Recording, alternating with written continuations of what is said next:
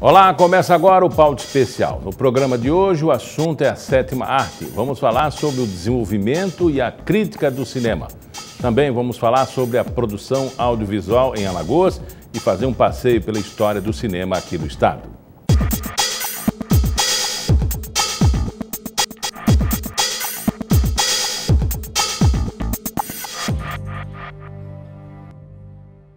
O Pauta Especial de hoje traz uma das figuras mais importantes para o desenvolvimento e divulgação do cinema em Alagoas. Nascida em Maceió, nas vizinhanças dos cinemas Lux e Ideal, desde criança sua paixão era fazer montagens cinematográficas, usando gibis e pedaços de película.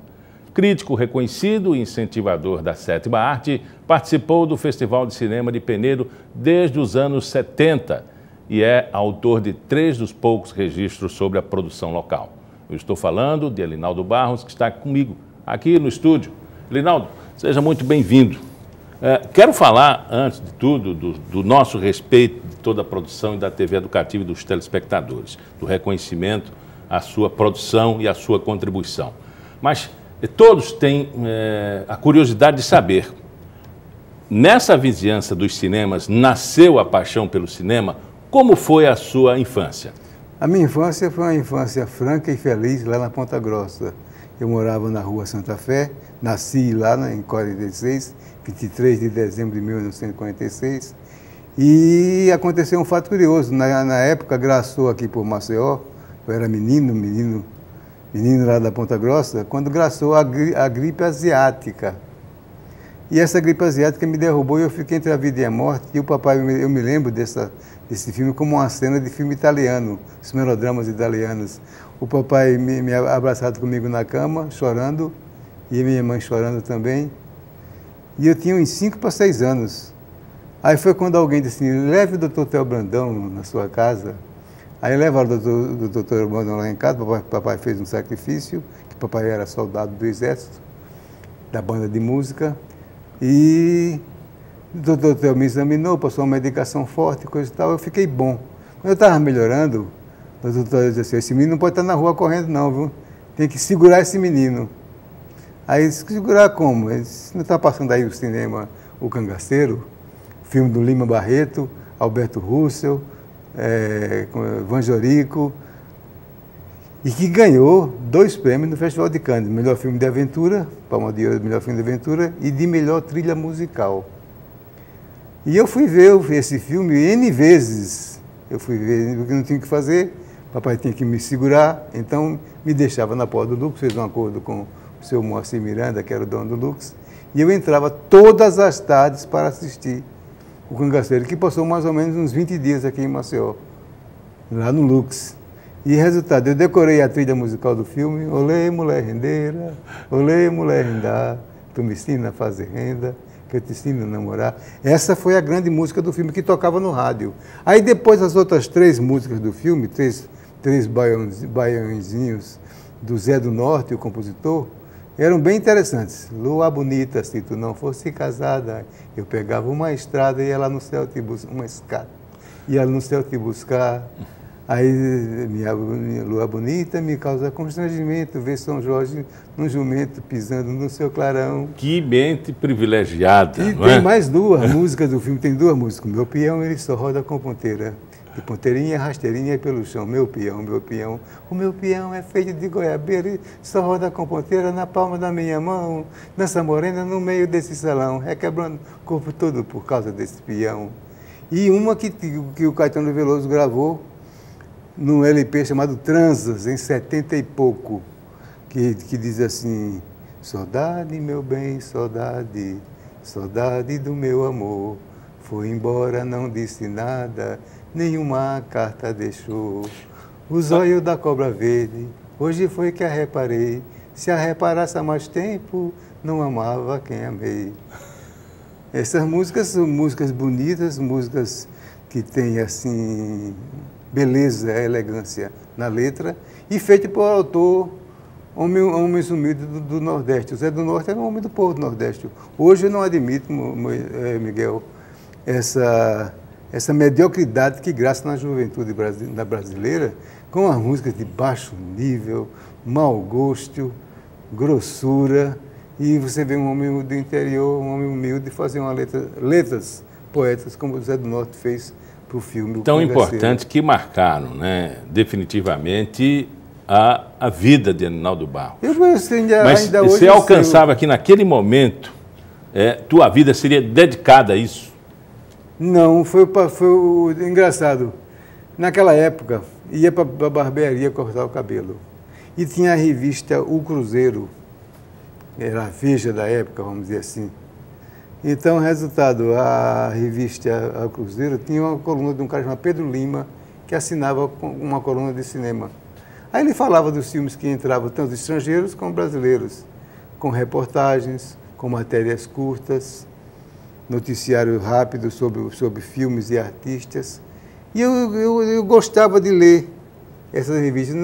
Eu acho que o Cangaceiro abriu meus horizontes, porque eu sabia o filme de cor. Eu ainda hoje me lembro da cena final que o Alberto Russo sai perseguido Campina fora pelo o Milton Ribeiro, que é o vilão, que durante muito tempo esse ator Milton Ribeiro ficou marcado como o vilão do cinema brasileiro, o bandidão, o homem mau. Alberto Russo, por ser mais delicado, mais fino, era um mocinho. Vanjorico fazia aquela mulher terna, nunca era má. Podia trabalhar com bandido, mas não era má. Era a mocinha no lugar errado. Então eu acompanhava as chanchadas da Atlântida, Zé Trindade. Da Atlântida. Mas isso já na fase adolescente. Já fui crescendo com o cinema. Uhum. E passava no Lux também, passava filmes de aventura americano e seriados americanos. Batman, por exemplo. Batman tinha um seriado do Batman nas matinais de sábado no Lux. Eram filmetes de 30, 15 minutos, no final sempre havia uma cena de perigo, onde o mocinho estava numa situação que vai morrer, venha no próximo sábado, no próximo capítulo.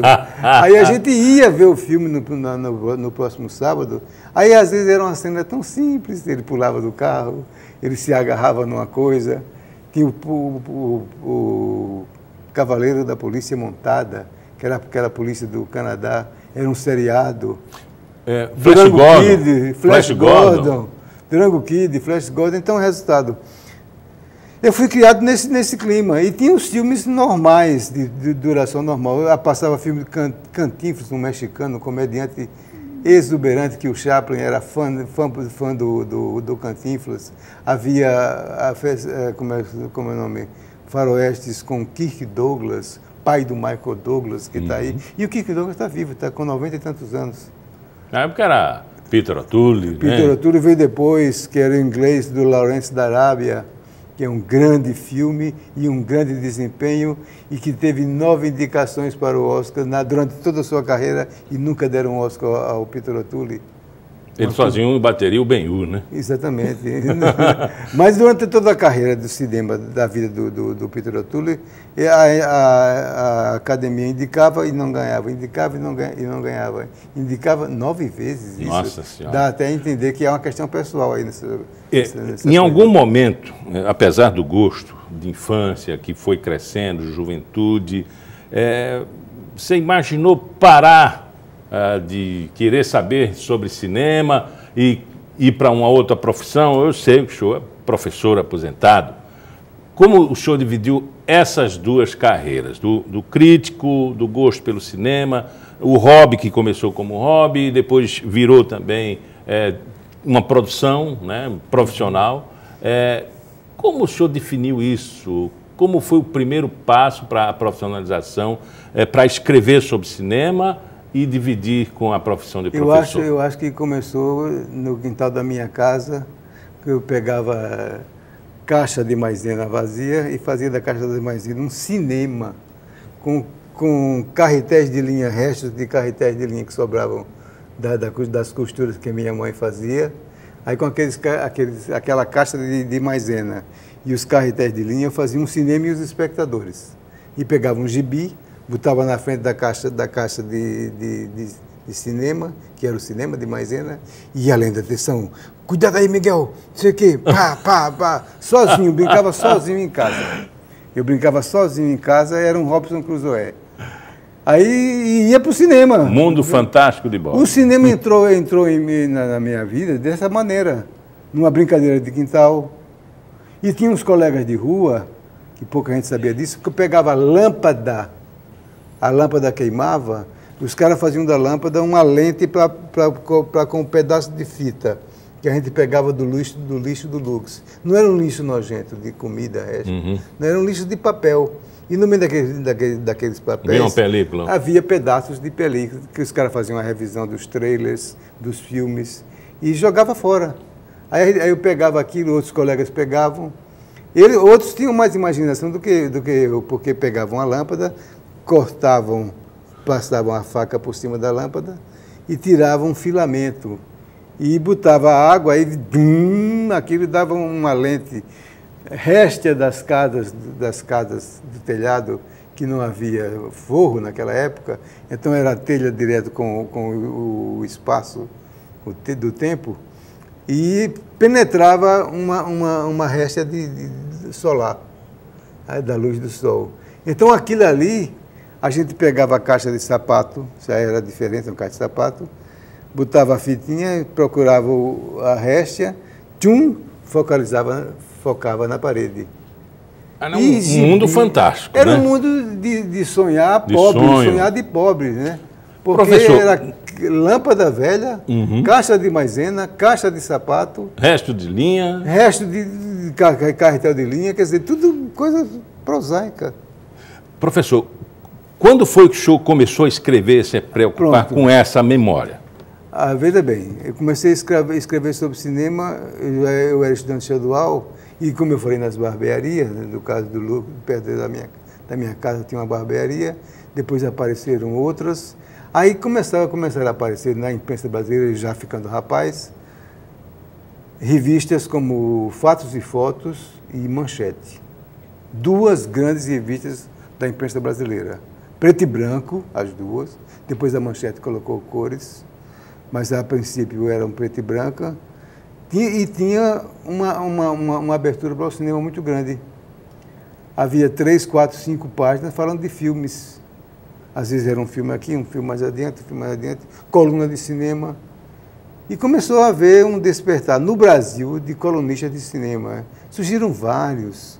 Para você ter uma ideia, o Jornal do Brasil fazia o filme em questão. O que era o filme em questão?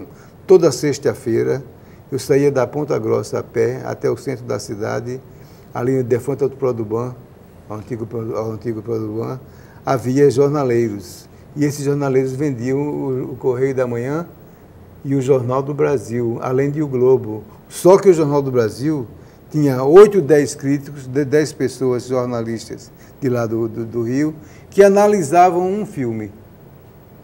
Digamos, Deus e o Diabo na Terra do Sol, que foi um fenômeno da cultura brasileira. Mesmo sendo um filme complexo, mas é um filme importante, um filme muito sério, muito bom. Então, havia 10 opiniões, 8 opiniões, uns favoráveis, outros desfavoráveis, pensamentos que se afinavam.